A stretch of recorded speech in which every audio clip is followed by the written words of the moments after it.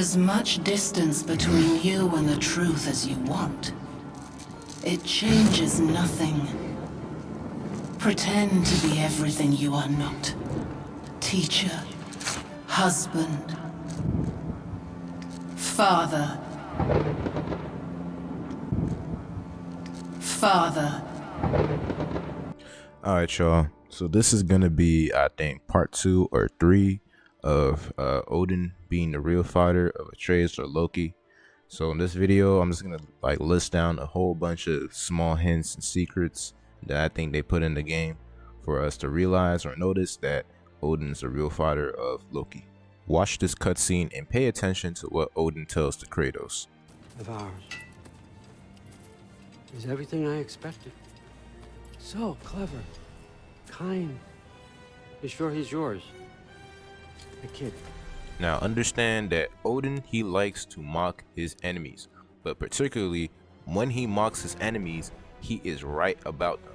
You see, watch this cutscene as well. Can't be in two places at once, Frig. Hey! I don't move, you don't move. So when Odin says, you can't be at two places at once, Frig, that is him directly saying something that is true, and he says it to mock his enemy. We know Odin can be in multiple places at once because we saw how Odin was the dwarf, and we see Odin right here, so that means Odin can clone himself. If you see my other videos, I'll even explain how Odin was this deer, Odin is Ratatoskr, Odin may even be Hildisvini, and I also explain how Odin is Hugin and Munin, so he can be at so many different places at one point in time. So when he said that to Frigg, he's mocking her because he can do something that she can't. And on top of that, he said that to Kratos because he knows is the truth. And the truth is that he's the real father. And Kratos knows that he isn't the real father. Well, he himself isn't the real father, to make that clear. So when Odin says, are you sure that kid is yours? Kratos, he felt that. Kratos, he felt that in his heart, man. Because he knows he isn't the real father. And because Kratos knows he isn't the real father, he goes back to the house and he feels emotional about it, like Odin was intending to happen. Odin only mocks his enemies when he knows he is in the right, when he knows he's telling the truth. He does not mock his enemies with a lie. He will tell the truth directly to their face, and the truth hurts, man. That is why he told Kratos that. Now here's a small hint before I move on.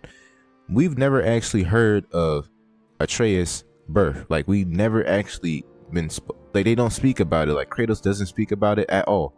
The reason why we don't see Faye pregnant and the reason why Kratos doesn't speak of his birth is because he is not the real father, dog. As I already said, Faye is running away from Asgard to make sure Odin does not gain access to the mask, bro. That is the reason why we have never seen his birth. Atreus was born in Asgard, bro. And on top of that, we don't see Faye pregnant, man. The reason why we don't see Faye pregnant is because she was with Odin at the time, y'all. Alright, here's another small hint. So when we're fighting Atreus at the beginning of Ragnarok, the bear is called something like Bjorn. I'm sorry if I pronounced it wrong. The reason why this bear is called Bjorn is actually because this is a bear bound to Norse mythology. And the reason why this bear is bound to Norse mythology is because Loki is a Norse god. Atreus is a Norse god, not a Greek god. You see, if Atreus was a Greek god, right, this bear would have been called Arctos. In Greek mythology, they call a bear Arctos. So in this game, if Loki turned into a bear because it was derived from Zeus's shape-shifting powers, they should have called the bear Arctos. But no, they call it Bjorn because this bear is bound by Norse mythology. And the reason why this bear is bound by Norse mythology is because Odin is his real father, and he gains the ability to shapeshift from Odin. And if you want to, go search it up. Odin can turn into a hawk, he can turn into animals. You can just go search that up. It's a really quick thing to realize. So yeah, this bear is called Bjorn because Loki is turning into a Norse bear, not a Greek bear. And on top of that too, just to add on, if Loki was really a Greek god, he would be able to turn into Greek mythological animals. So far, we've only seen Atreus turn into Norse animals. He only turned into a wolf. He only turned into a Bjorn for bear. He's never turned into no abomination from Greece. He's never turned into no Greek animal. He's only turned into Norse animals. So take that how you want. Now, just like I showed at the beginning of the video, the reason why Athena says pretend to be everything you are not, teacher, husband, father, and then he only looks back at father, man, the reason why he looked back is because he's not the real father of Atreus. You see, all those other things, they apply. It was a lie to say that he wasn't a teacher. He was a teacher. He was a leader. If you're a leader, you're basically a teacher. Look, he was the husband of Faye, right? But a father, if we're talking about being the real biological father of Atreus, no, he wasn't the real biological father of Atreus. That's why he looked back. He looks back like he's surprised that Athena knows that. And he should be like a little surprised, because that's a secret that should only be concealed to him and Faye, man. So look at that again. As much distance between you and the truth as you want.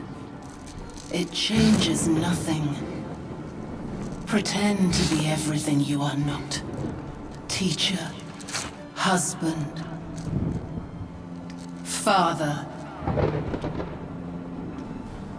But there is one unavoidable truth you will never escape. Now here's another thing.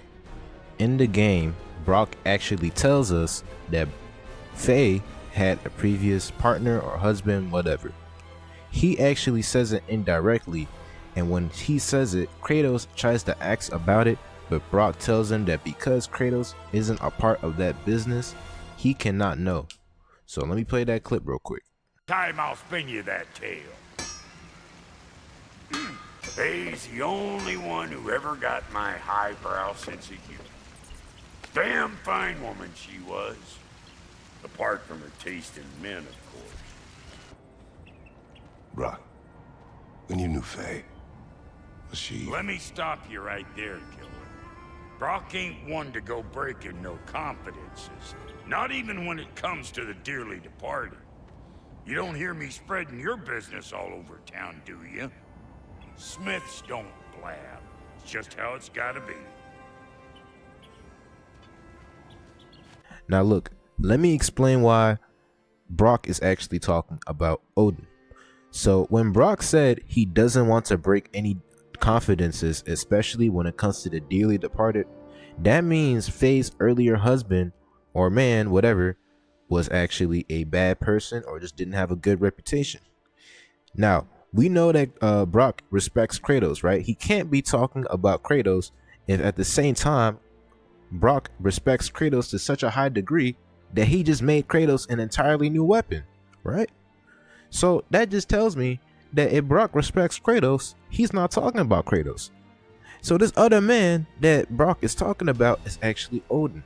And the reason why it is Odin is because when he says he doesn't want to break no confidences, Odin is a man that is, if you were to be married to Odin, it looks bad for you, like it breaks your confidence. So he doesn't want to break Faye's confidence even when she's dead. Like that's how much Brock respects Faye. He's not gonna let that secret get out because he knows that it's gonna break her confidence, man. So here's my next point. In this cutscene, when Odin reveals himself as Tyr and he gets the mask, I already clarified this earlier in the video. Odin likes to mock his enemies with the truth. So if Odin likes to mock his enemies with the truth, look at what Odin calls Atreus in this scene. Too bad, son. Looks like war after all.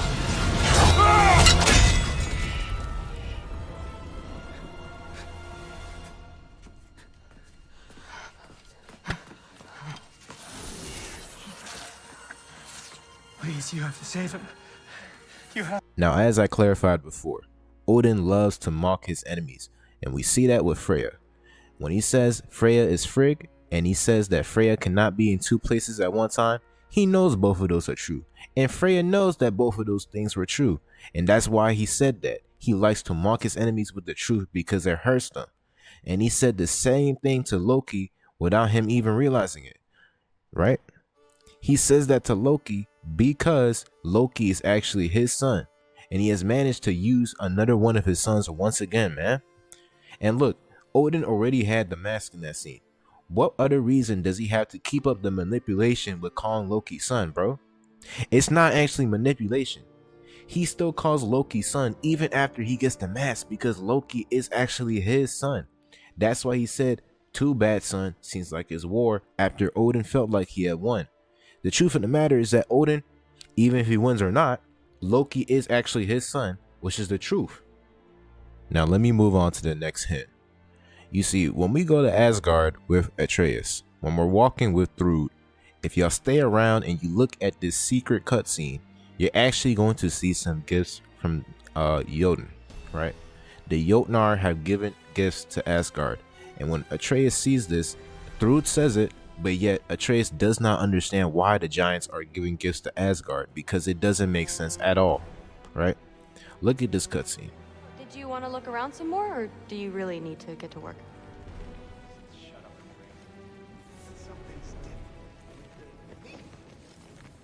Isn't that neat? A gift from the giants of Jotunheim. A gift? So authentic, you know? Sure. I just don't see them giving gifts to Asgard. Why not? Long story. I'll tell you later. Now let me explain this for a second.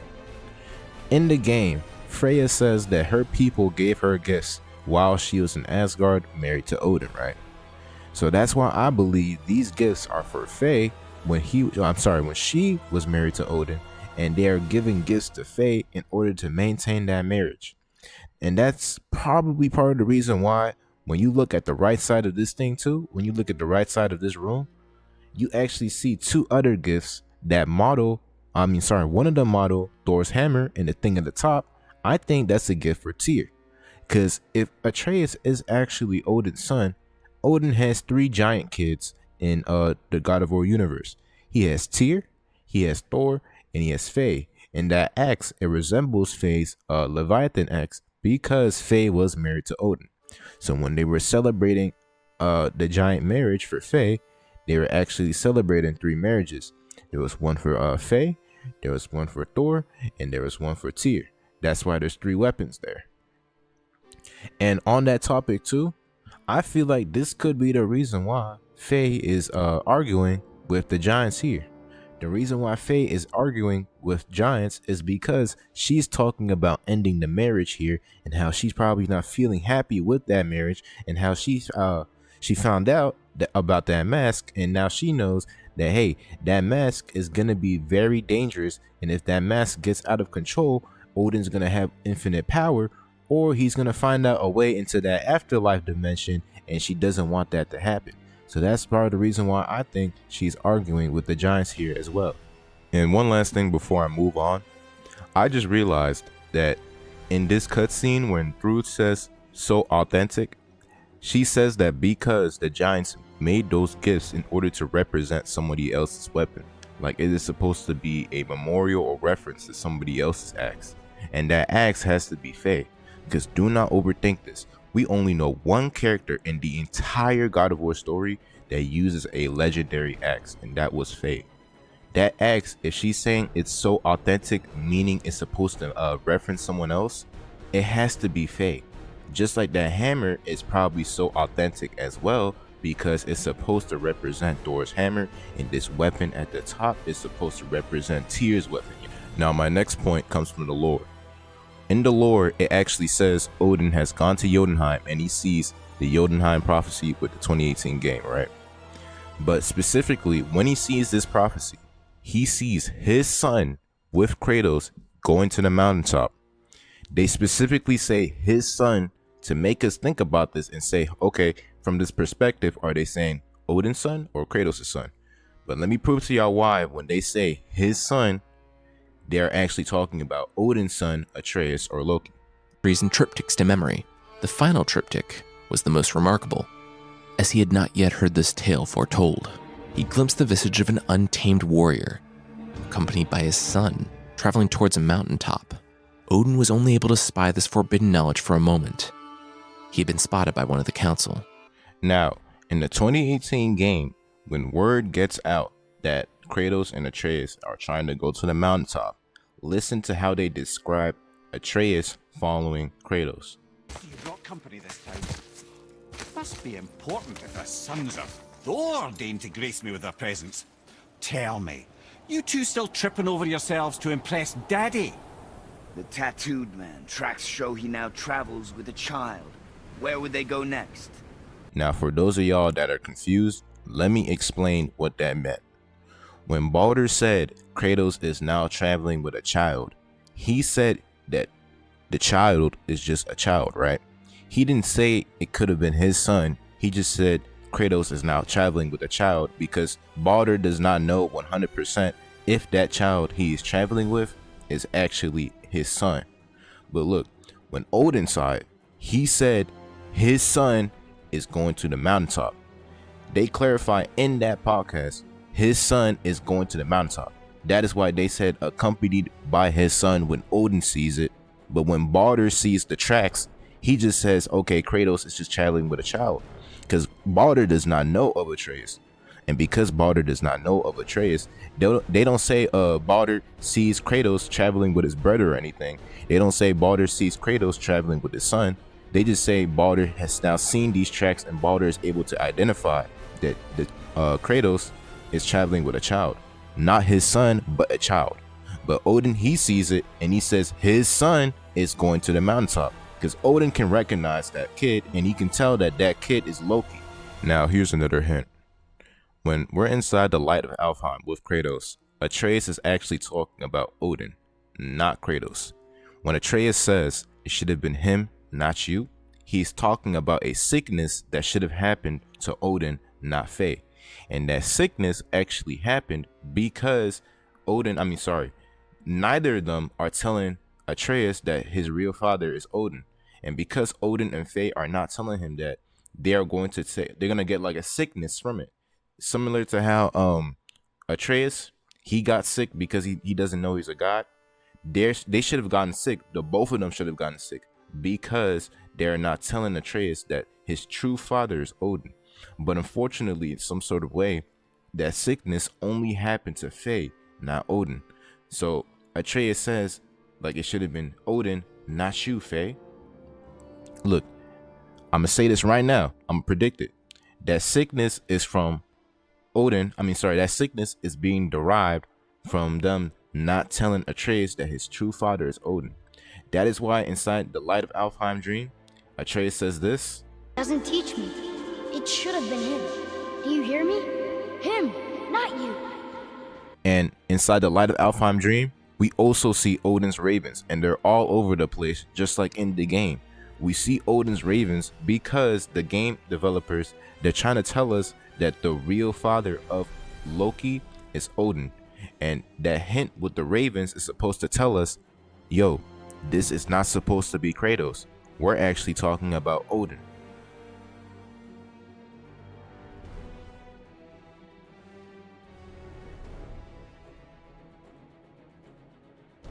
Okay, so this is another thing that tells me Odin is a real father of Atreus. So look here. When we're looking at Atreus' skin, his eyes, his hair, it's similar to the Aesir. And I know that his mom also had blue eyes, but I just wanted to say that. Now, when we look at Atreus' tattoos, do y'all see how the color of those tattoos matches the color of the Aesir tattoos? You see how Magni, Modi, Baldur, Sif, Thrud, I think Odin as well, they all got those blue runes and tattoos. Bro, that is no coincidence. That is because Atreus is also Aesir, and because he's Aesir, he got those runes as a baby. Now, I already know some people are going to say this and be like, oh, well, it could be from Faye. Look, that is speculation. Just like this post is all speculation, that is speculation. Until they confirm exactly where Atreus got those runes from, I'm personally going to believe that those runes are Aesir and that's why they are blue.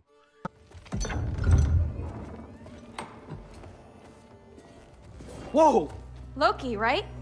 Gotta say, the irony of this isn't lost on me. This was his room, you know? His? My brother's. Your brother? Modi? Ah, your brother. Really? I had no idea. Uh-huh. Now, on top of that too, in God of War Ragnarok, the Aesir tattoos, they're fading because the paint or the magic that was used to make them is fading, because the magic that was used to make them came from a time long ago. That's why they're fading now, because Atreus, he got those tattoos as a baby. That's why it looks a lot more dual in this image. And to move on, look at this too. This is how I know that the rage, and I'm going to explain it in a different video too, that might be part 2 or 3, but the rage, it doesn't actually come from Kratos, it comes from Faye. But this is a small hint here. Look at Kratos' inventory, right? You can clearly see right there it says Spartan Rage. Now look at Atreus' inventory. It does not say that. And the reason why it doesn't say that is because Atreus' rage does not come from Kratos. And if they had put down rage just alone, people would realize, hey, why isn't Atreus' rage called Spartan Rage? The reason why it's not called Spartan Rage is because it's just a rage. It's not no Spartan rage that comes from Kratos. Now let me explain that. Now let me explain how the rage, it comes from Faye, not Kratos. So right here, when they're burning Faye and getting her ashes, look at the color that comes out, right? Look at all that light that comes out. That light or color or whatever that is, I think it's a soul essence. When the essence comes out, it has a yellow color. Now look at what happens when Atreus turns into an animal. You see that? That is because the same soul essence that Faye has is now manifesting inside of Atreus when he gets angry. And the reason why that happens is because the rage is coming from Faye, not Kratos. And then on top of that, the ability to shapeshift is also coming from Odin. So when Atreus uses his rage, he activates the rage from something he inherited from his mom, Faye, and then the shapeshift comes from Odin. And before y'all doubt it, they already stated in the game and confirmed that Faye had her own rage. Like she fought with rage when she fought Thor. So she had her own rage, and that could have been inherited from Atreus, right? And on top of that, if we see that color come out and we know that Faye had her own rage, that's how I know that that rage comes from Faye, not Kratos. Now to move on, look at these two cutscenes with Kratos and Atreus. That is why we must not abandon your training. We do not know the reach of your abilities. Can I fly? Turn invisible? I don't feel like God. I do not know the reach of your godhood. But over time, we will learn.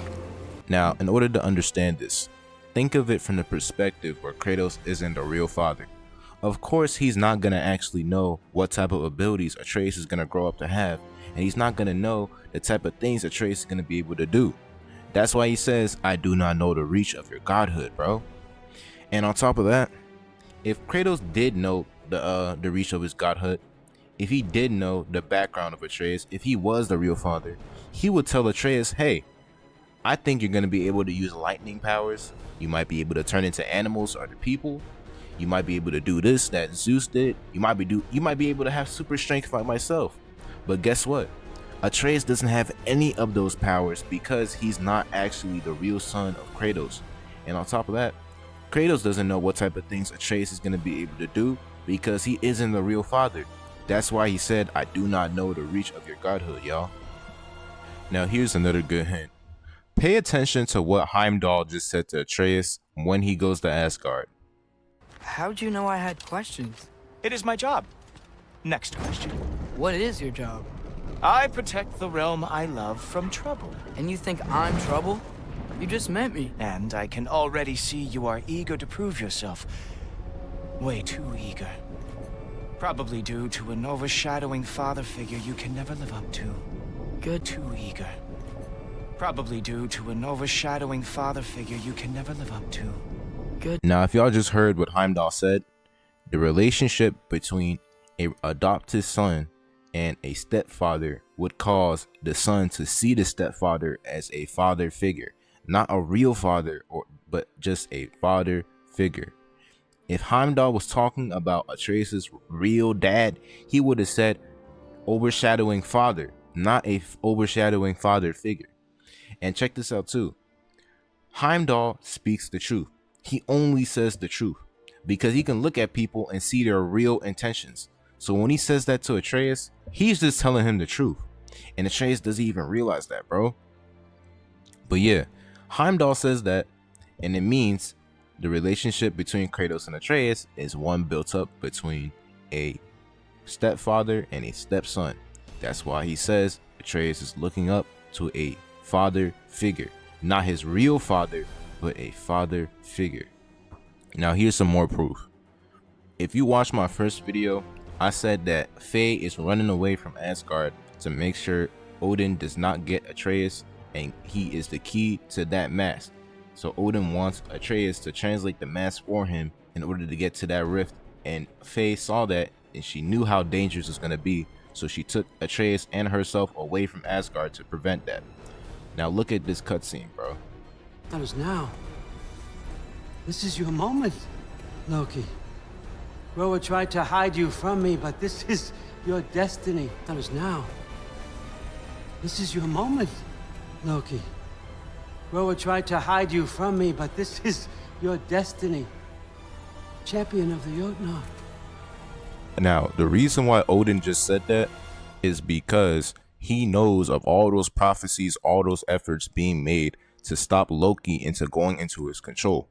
Remember what I said in the first video and how I showed y'all that inside that Laufey trailer, she said that if the mask still exists, their path was in danger, bro.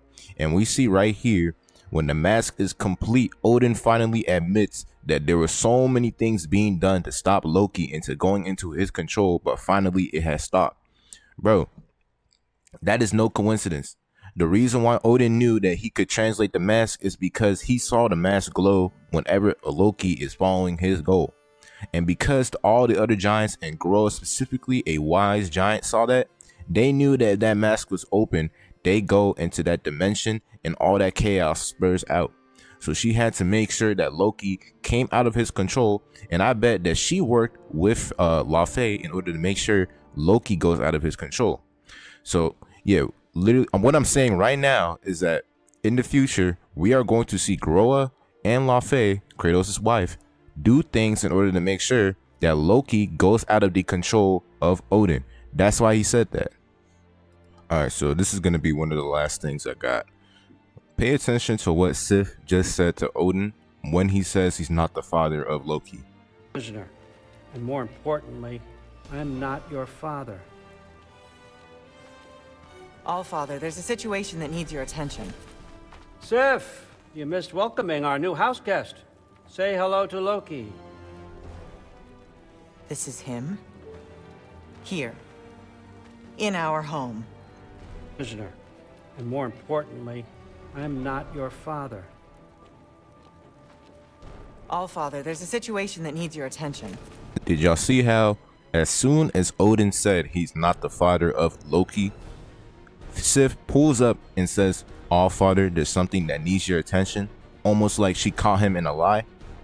Bro, they don't put that in the game for no reason. They make Odin say that not only because Odin is not actually referring to himself, he's actually saying, I'm not your dad, Kratos. I'm not going to act like Kratos. But they even, they confirm it further by Sif coming in and saying, Allfather, there's a situation that needs your attention. Allfather as in, I'm your father, no matter what circumstance it is. That's why Sif came in and said, Allfather, there's a situation that needs your attention, right after Odin just said, I am not your father. Now, right here at the end of the game, we can actually see Odin on the final mural of the game. You see, those two silver statues are actually Odin. And the reason why I know it's Odin is because look at the outfit, look at the hair, look at the beard. The beard, it matches Odin. Look at the back of the head, it matches Odin's balding pattern. There's only one other character other than Kratos that's bald and have a beard inside the entire Norse mythology games, and that is Odin, y'all. And look at the outfit, it looks like Odin's outfit a bit. Of course, it's not match to match perfect, but they have it as, you know, as a form of Odin's outfit. So that's how I know these two silver statues are actually supposed to represent Odin. But specifically, the reason why Odin is on there is because Odin is the real father, dog. And this is Odin curious and looking for his son's whereabouts, bro. Right? we already know, I mean, I already confirmed in my earlier video that Odin had the mask, right? He had a mask before we see the one in Ragnarok. So there are two masks. But the problem was that Odin knew Loki could translate the mask. So what Faye did was take Loki away from Asgard and break the mask. And when she broke it, she thought that everything was going to be safe now. She thought that Odin would no longer have a reason to find Loki, right? But then we see in the Fae game, there's another mask. And if there's another mask, their path isn't safe. I'll even play the clip too. That mask. No, it can't be. It's not possible.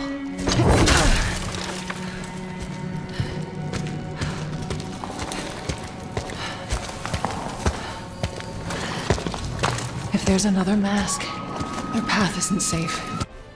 So boom, as we heard, if there's another mask, their path is in danger. And there's evidence proving Faye herself broke that mask to stop Odin's madness.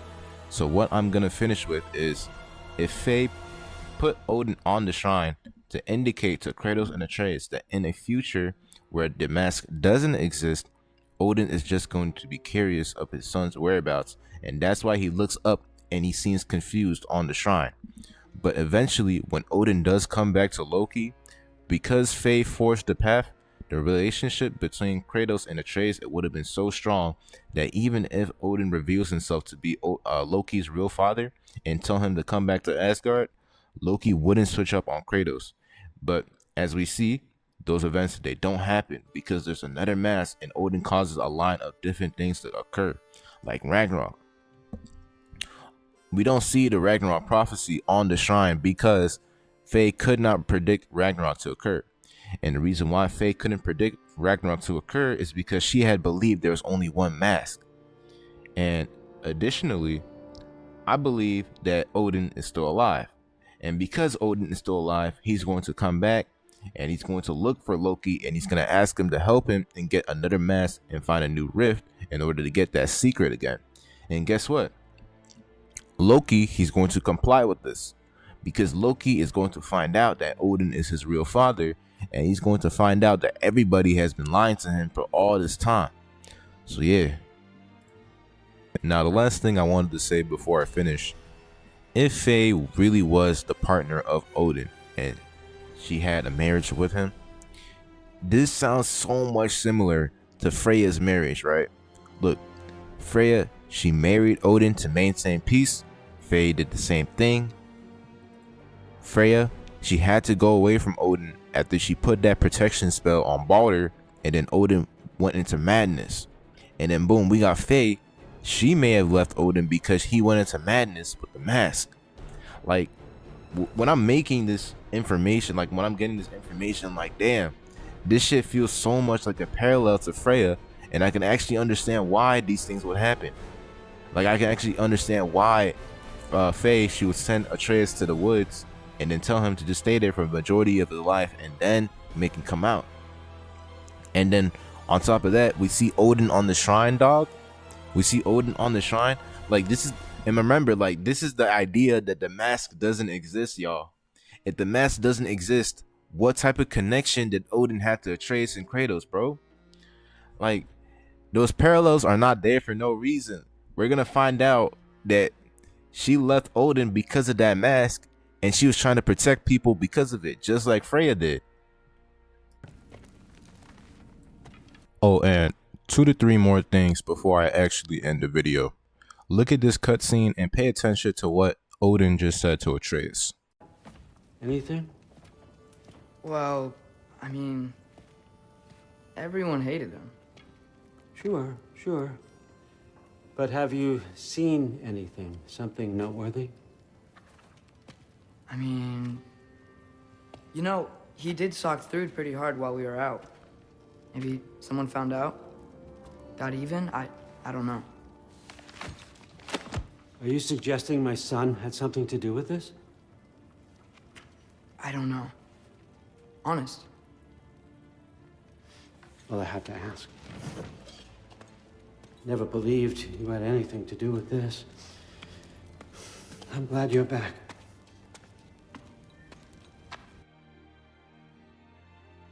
Bro, did y'all hear that?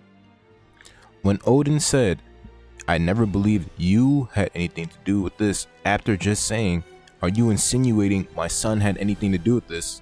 He's saying, I never believed you, my son Loki, had anything to do with this. Look, I understand that sometimes he calls him son for manipulation. Look, I believe in my theory, but I can still get why it's still manipulation at the same time.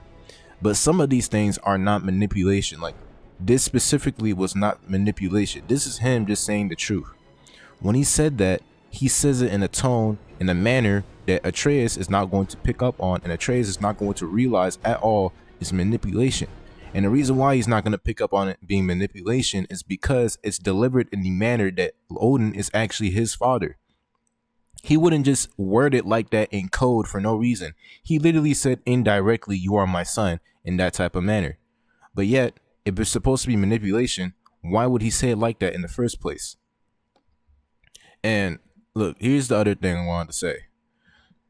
In the game, like, the way the developers, the way Cory Barlog made the game, look, everything is supposed to have an intention. Like, everything is supposed to have a meaning. I would provide some actual more credible evidence to prove that everything stated by the developers themselves has a meaning, but he has said that himself, and he has delivered it in the game and in interviews. Like, you can look at the game, you can look at how the game plays out, and you can tell everything has a meaning. Like, every single thing that we see is there for a reason. Like, it is there for a reason because it has a meaning. And so if everything has a meaning, all the dialogue, everything, especially the dialogue, as I said, is going to have a meaning. So all the evidence that I've already provided in this video, with Odin saying, are you sure that boy is yours? Athena saying that, Heimdall saying that Loki is looking up to a father figure, the fucking the ravens in the light of Alfheim dream, it's all there for a reason. Maybe we don't know why it is there yet, but it's all there for a reason that the developers intentionally put in the game.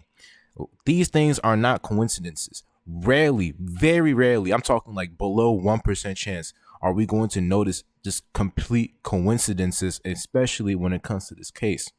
So when I put in this information, understand that Odin, when he said those things to Kratos, when Heimdall said that to Atreus, when we see all these pieces of evidence, it means something. It doesn't go anywhere. Like, it doesn't get lost with anything. It means something. It's supposed to direct us to something. And that's why I said the evidence would not be there if it didn't mean anything. If the evidence was there for no reason, they wouldn't even have put it in the game for any reason at all. They would not have put it in the game for any reason at all. If Kratos was really the father of Atreus, Heimdall, they would have made sure Heimdall didn't even say that at all. They would not make sure. They would make sure that Atreus' rage looks exactly like Kratos's.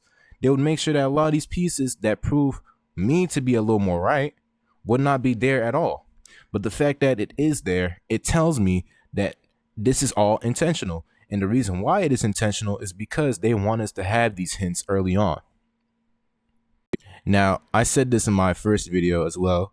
And to finish this one off, I wanted to show even more evidence that proves Kratos, he knows that he's not the real father. But the reason why he's not going to tell Loki is because Faye told him not to tell Loki. Like, Faye told him to act as if he is the real father of Loki. And that's part of the reason why Heimdall can tell that Atreus is looking up to a father figure. But look, that's a different thing. Now, right here, watch this cutscene and pay attention to what Kratos just said. Him and his brother? Of course. But it serves nothing to make an enemy of him. He should know the truth, even if it hurts. It was needless and unkind. Truth is more important than kindness.